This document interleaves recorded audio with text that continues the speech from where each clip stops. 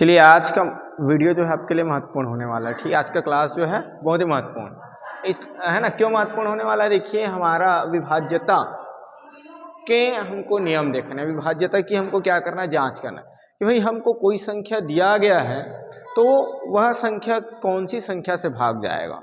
ठीक है ना। अब यहाँ पर देखिए विभाज्यता मतलब देखिए आप जानते हैं है ना, डिविजिबिलिटी मीन्स क्या होता है कि कोई संख्या जो है, प्रत्येक संख्या तो क्या होता है, एक से भाग जाता है ना। एक के अलावा वह अन्य और किस संख्या से भाग जा रहा है, इनका हमको पता लगाना है। ठीक है, एक के अलावा कोई संख्या जो है किसी अन्य संख्या से और भाग जा रहा है तो वह किस संख्या से भाग जा रहा है। यदि वह है ना संख्या जो है किस संख्या से भाग देने पर उस संख्या को किस संख्या से भाग दें और शेषफल क्या हो जाए, शून्य प्राप्त हो, तब हम बोलेंगे कि वह संख्या जो है पूर्णतः क्या है, भाज्य है। ठीक है, आगे बात समझ में। अब यहाँ पर देखिए भाग जब देते हैं तो भाग की जांच करने के लिए भाज्य बराबर क्या होता है, भाजक गुना भागफल धन शेषफल। ठीक है ना। तो सबसे पहले तो आपको अच्छे समझने के लिए आपको सब्सक्राइब और लाइक कर देने हैं दोस्तों। तो ठीक है, आगे हम देखते हैं। देखिए अब हमको क्या करना है, जांच करना है। किसकी जांच करना है? विभाज्यता की जांच। ठीक है, इतनी बातें आ गया समझ में, विभाज्यता की जांच। जैसे यहाँ पर सबसे पहले तो हम इनको देख लेते हैं। जैसे कोई संख्या क्या है, 25 है। ठीक है, 25 है तो यहाँ पर देखिए जब किसी संख्या में एक या अन्य संख्या से भाग,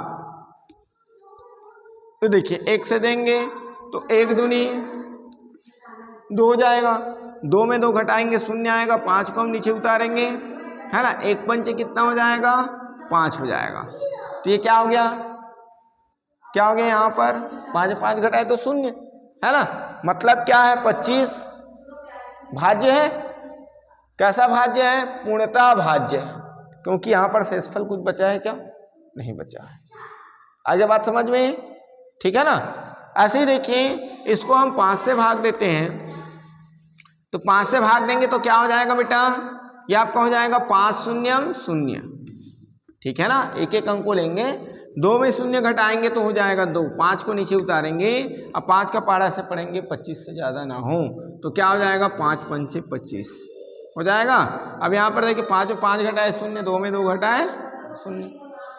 ठीक है, ये सबके बुक में है, आप लोगों के बुक में, सभी के बुक में है ये, है नहीं कंपलसरी, क्योंकि भाग देने का आता ही है, आता है कि नहीं आता है।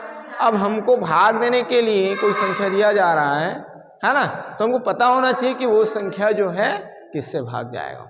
ठीक है, इतनी बात आया समझ में। अब हमको विभाज्यता का जांच करना है तो सबसे पहले है ना, सबसे पहले आता है आपका 2 से विभाज्यता, सॉरी 2 से विभाज्यता। अब हमको ये बताने हैं कि कोई संख्या 2 से भाग कैसे जाता है। ठीक है ना, क्या नियमावली होगा। ठीक है ना, तो यहां पर लिखेंगे जब किसी,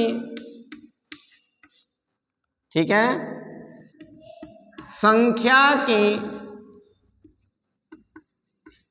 इकाई का अंक क्या हो, 0 2 4 6 8 हो तो वह संख्या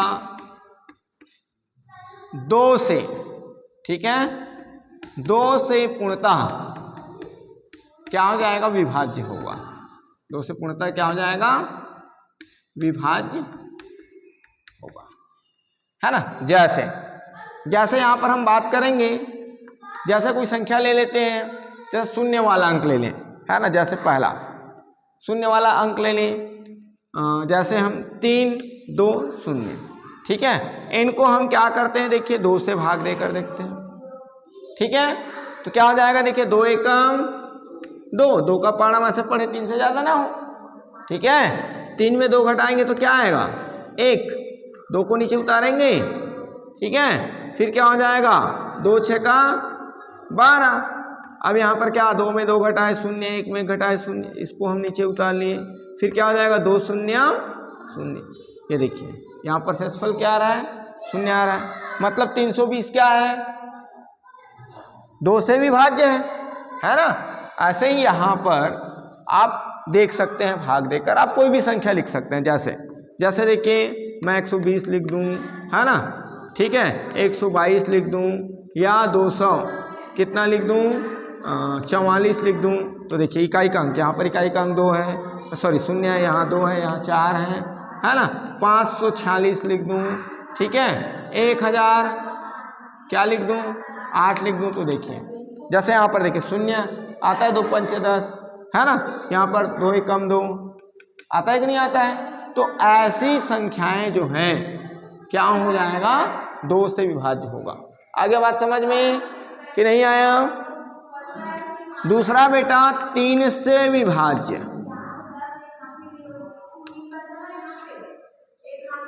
चलिए 3 से विभाज्यता की जांच, ठीक है, 3 से विभाज्यता की जांच, ठीक है ना। तो यहां पर क्या करेंगे, देखिए इसमें क्या लिखे थे, इकाई का अंक, इसमें क्या लिखेंगे हम, दिए गए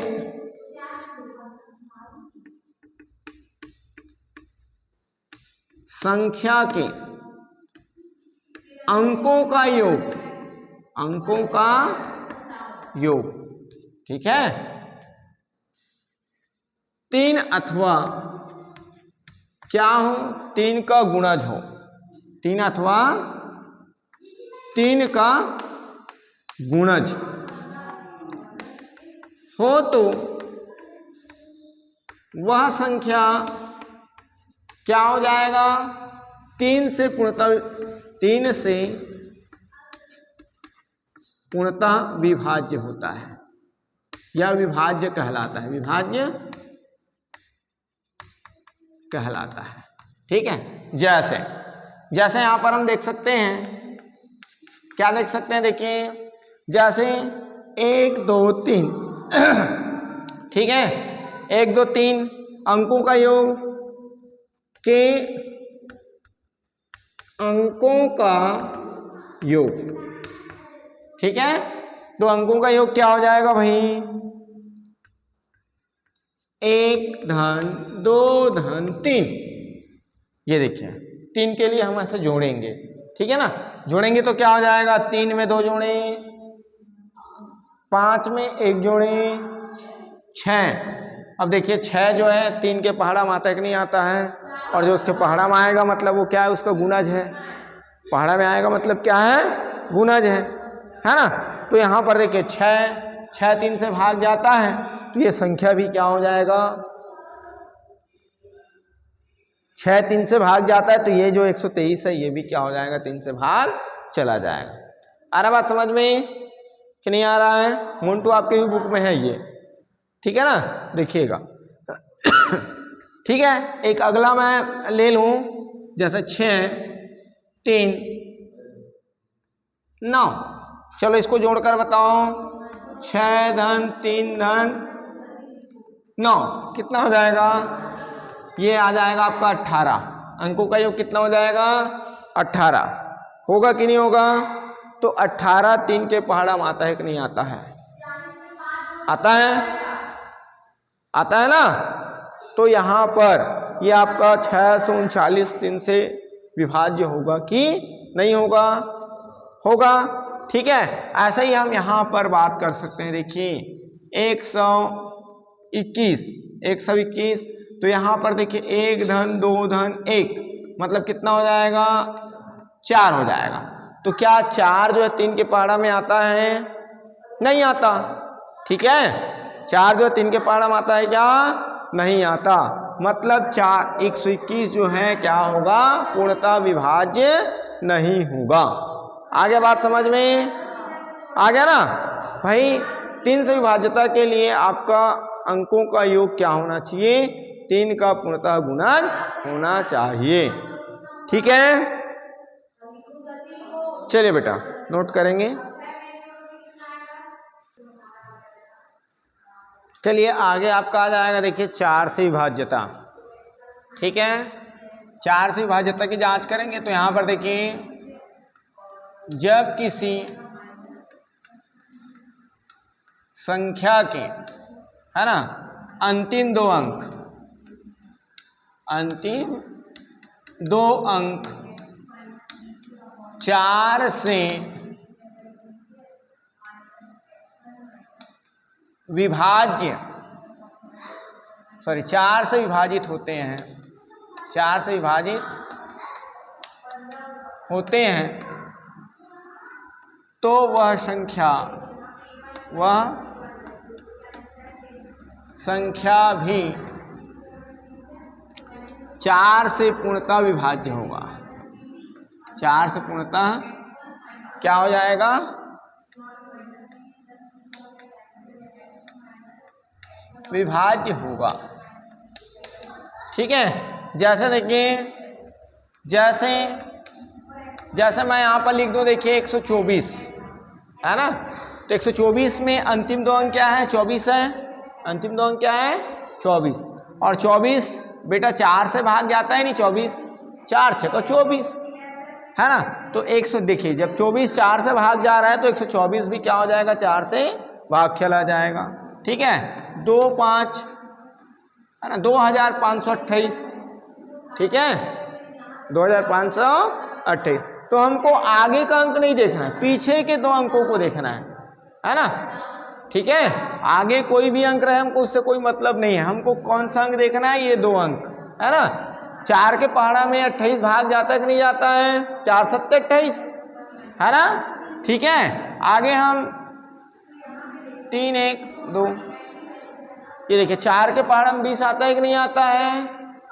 आता है, मतलब 3120 भी क्या हो जाएगा? क्या हो जाएगा भाई? 4 से भाग चला जाएगा। आया बात समझ में? चौथा हमारा होगा 5 से विभाज्यता की जांच। कौन सी संख्या 5 से विभाज्य होगा? ठीक है, तो यहां पर ध्यान रखेंगे, जब किसी संख्या के कौन सा अंक इकाई का अंक, ठीक है, क्या हो? 0 अथवा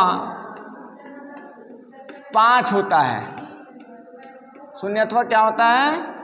5 होता है, तो वह संख्या क्या हो जाएगा? 5 से पूर्णतः विभाज्य होता है। पूर्णतः क्या होगा? विभाज्य होगा। ठीक है, इतनी बातें आया समझ में? इसको मिटा दे बेटा। नेल नीचे का हो गया क्या? अच्छा, जैसे अब यहां पर देखिए, जैसे मैं यहां पर लिख दूं 110, तो ये इकाई का अंक क्या है आपका? इधर ध्यान देंगे, इकाई का अंक क्या है? 0, मतलब ये क्या हो जाएगा? 5 से भाग चला जाएगा। इसी को मैं लिख दूं 115, तो इकाई का अंक क्या है आपका? 5 है, तो ये 5 से भाग चला जाएगा।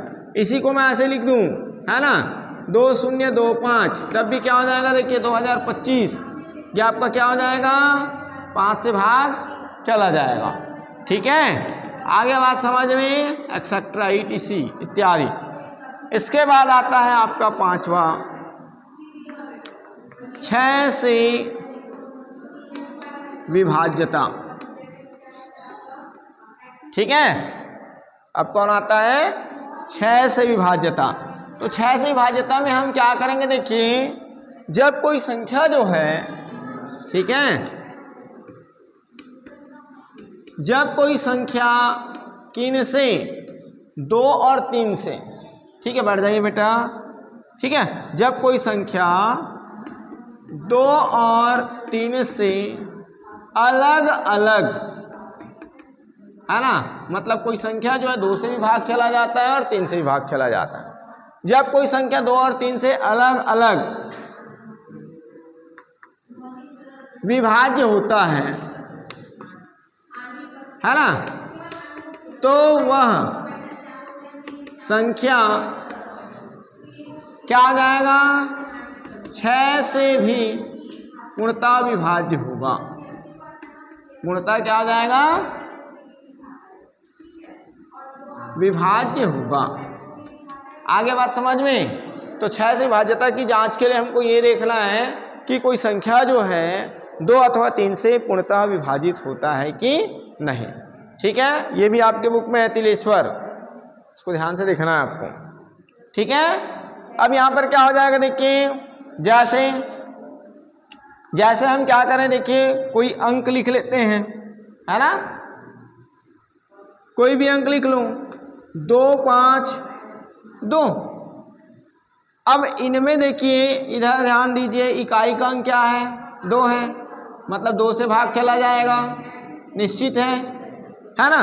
अब इनको हम जोड़ के देखेंगे तो क्या ये 3 से जाता है क्या, चलिए 2 में 5 जोड़े 7, 7 में 2 जोड़े 9 हो रहा है, और 9 जो है 3 के पहाड़ा मात्रक नहीं आता है। पहले हम क्या देखें, इकाई का अंक 2 है, तो ये 2 से भाग चला जाता है, ये देखिए 2 से भाग चला जाता है। इनको जोड़े तो कितना आया, 9, तो 9 जो है 3 के पहाड़ा में आता है, मतलब ये 3 से विभाज्य है, 3 से भाग चला जाएगा। अब 2 और 3 से अलग अलग भाग जा रहा है, मतलब ये 6 से भी भाग चला जाएगा। आगे बात समझ में कि नहीं आया, है ना। जैसे मैं यहाँ पर लिख दूँ 102, ठीक है, क्या लिख दूँ मैं, 102, है ना। तो 102 लिख दूँ तो क्या हो जाएगा बेटा, ये 2 से तो भाग जाएगा, क्योंकि इकाई का अंक क्या है, 2 है ना। अब 3 से भाग जाता है क्या, तो हमको अंकों को जोड़ना पड़ेगा, 2 में 0 जोड़े 2, 2 में 1 जोड़े 3, और 3 जो है 3 से भाग चला जाता है, मतलब 2 और 3 से भाग जा रहा है, मतलब ये क्या हो जाएगा, 6 से भी भाग जाएगा। अरे बात समझ में, 6 से भी भाग जाएगा। ठीक है ना। बारिश हो रहा है क्या, बहुत तेज बारिश हो रहा है ऐसा मुझे लगता है। चलिए जैसे भी है, अब मौसम बना हुआ है तो बारिश होना भी है ना लाजमी है। ठीक है,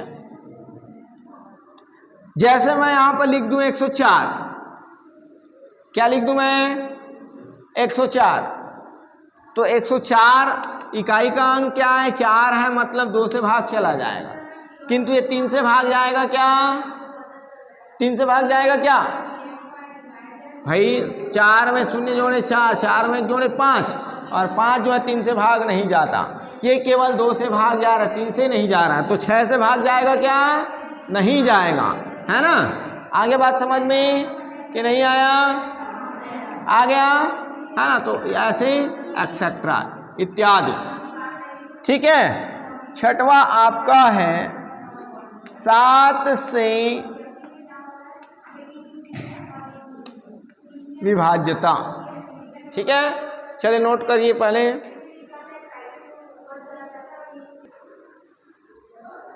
चलिए अब हमारा क्या है, 7 से विभाज्यता। ठीक है, जब किसी संख्या में, ठीक है, किसी भी अंक की पुनरावृत्ति, अंक की पुनरावृत्ति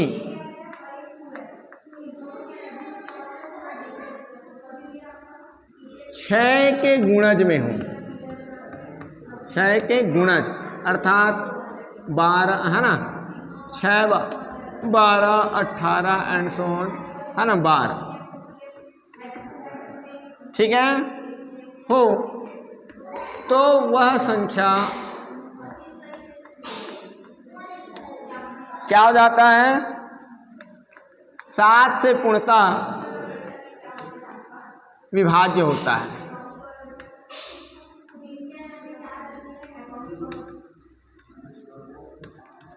ठीक है ना। इसके लिए जैसे हम एग्जांपल लेंगे,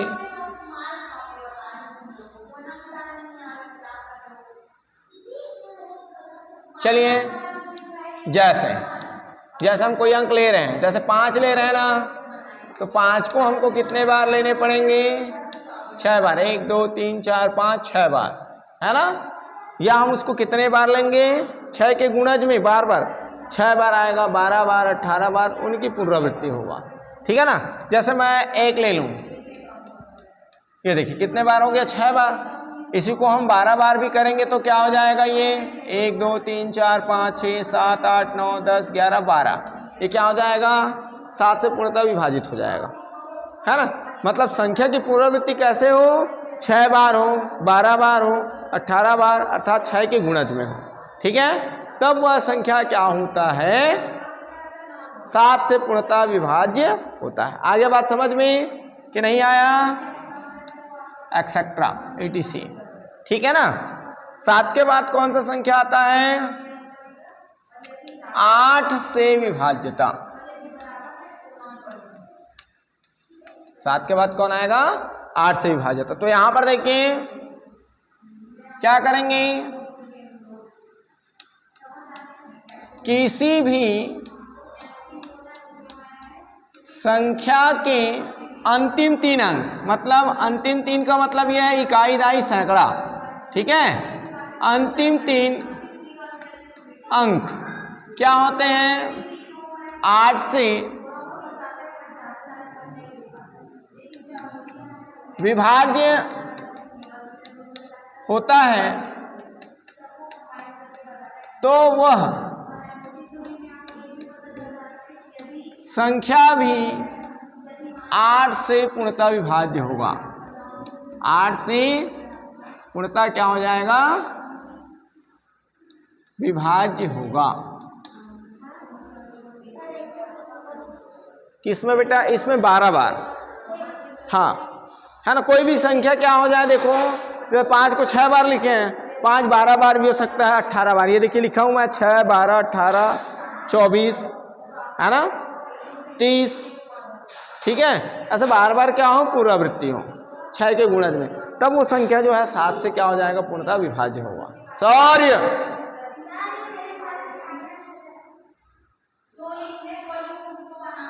चलिए अब क्या हो जाएगा, वह संख्या भी 8 से पूर्णतः विभाज्य होगा। जैसे यहां पर देखिए बेटा, जैसे मैं यहां पर लिख दूं 1, है ना, 4, ठीक है, 8 7 2 14,872। तो आपको कितने देखना है, अंतिम 3 अंकों को देखना है, ठीक है। ये देखिए 8 एकम 8 नियम 72, ये तीनों अंक क्या हो जा रहा है, 8 से भाग चला जा रहा है, मतलब ये 14,872 भी क्या हो जाएगा, 8 से भाग चला जाएगा, ठीक है। आपको अंतिम कोई देखना है ना। जैसे मैं यहां पर लिख दूं, देखिए 2 3, ठीक है, यहां पर क्या हो जाएगा, 8, ये ठीक है, 8 एकम 8 से का 48, है ना, ठीक है। 7 8 6 5 4 7 हो गया ना, 7, अब यहां पर 8 6, ठीक है। अंक कितना भी बड़ा हो, आपको केवल देखने हैं अंतिम के 3 अंक। तो आपका 8 एकम 8 8 7 56, मतलब क्या हो जाएगा, वो 8 से भाग चला जाएगा, ठीक है, ठीक है। बहुत इजी है, हम विभाज्यता पहचान सकते हैं कि नहीं पहचान सकते। चलिए इसके बाद आपका आता है, क्या आता है बेटा, इसके बाद 8 के बाद आएगा 9 से विभाज्यता की जांच, ठीक है, 9 से विभाज्यता, ठीक है ना। यहां पर क्या करेंगे, देखिए जब किसी अंकों का, सॉरी, जब किसी संख्या के अंकों का योग क्या हो, 9 या 9 का गुणज, 9 का गुणज का मतलब क्या हो जाए, वो 18, है ना। 9 एकम 9 दूनी 18, 9 3 27, 9 चौक 36, गुणज का मतलब वही है, ठीक है ना। 9 योग क्या हो जाए, 9 या 9 का गुणज हो तो वह संख्या क्या हो जाएगा भाई, 9 से पूर्णतः क्या होता है, विभाज्य होता है, विभाज्य होता है। ठीक है,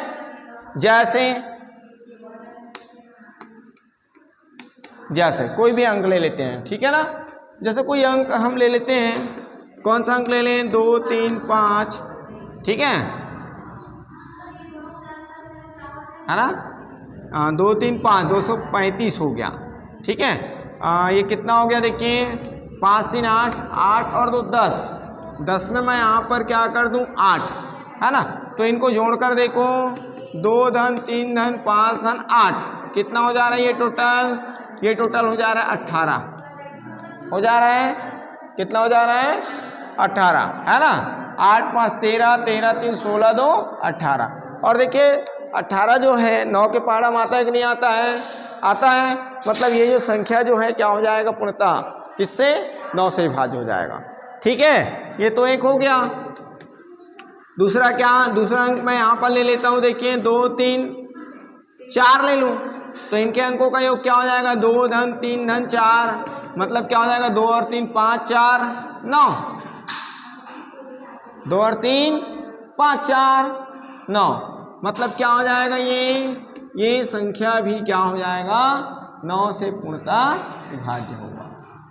ठीक है, आगे बात समझ में कि नहीं आया, आ गया ना।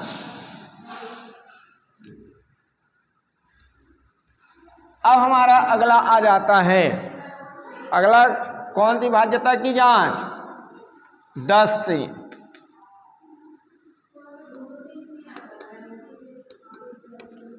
विभाज्यता की जांच, ये तो आप जानते हैं 10 से विभाज्यता की जांच में क्या हो, किसी संख्या की इकाई का अंक क्या हो, 0 हो, मतलब वह संख्या क्या हो जाता है, क्या हो जाता है 10 से विभाज्य हो जाता है। ठीक है, 10 से विभाज्यता की जांच, जब किसी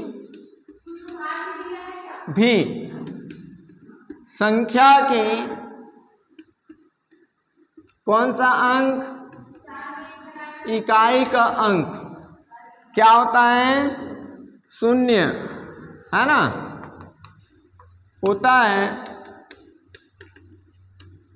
तो वह संख्या क्या हो जाएगा 10 से पूर्णतः विभाज्य होता है। तो वह संख्या 10 से पूर्णतः क्या होता है, विभाज्य होता है। ठीक है, जैसे आपके पास क्या क्या है, जैसे आपका 100 हो गया, 120 हो गया, है ना भाई, ठीक है, 110 हो गया, 150 हो गया, etc, है ना, एक्सेट्रा। ठीक है, इतनी बात आया समझ में कि नहीं आया, चले फटाफट नोट करेंगे। नहीं,